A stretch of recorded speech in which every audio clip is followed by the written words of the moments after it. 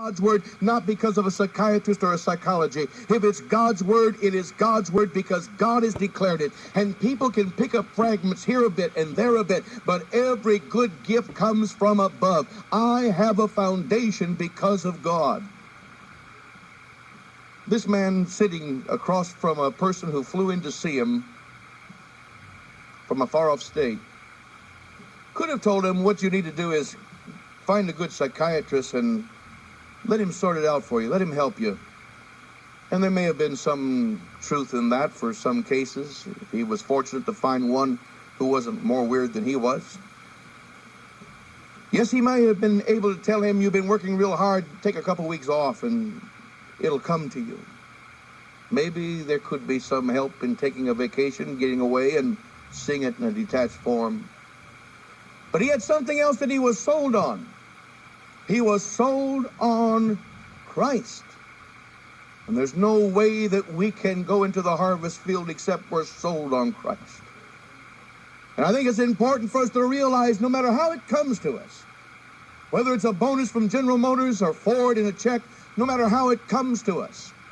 We look in the paper and we find an ad for a house, no matter how it comes to us, that every good gift comes from God.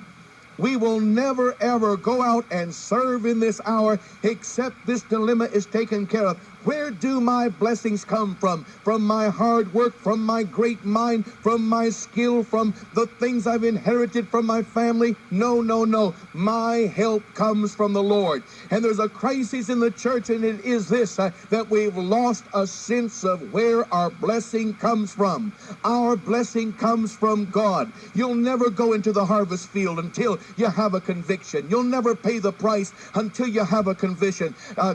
You'll never sacrifice until you have a conviction that it's worth this thing because it puts meaning in my life. Somebody else found something worthwhile.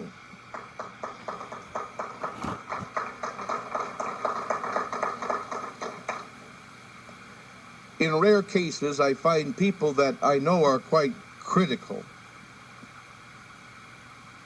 sometimes also quite gifted. And somebody will call me and say, do you know where there's a good church to go to? I'm liable to tell them, yeah, Fairlane's a great church, go there.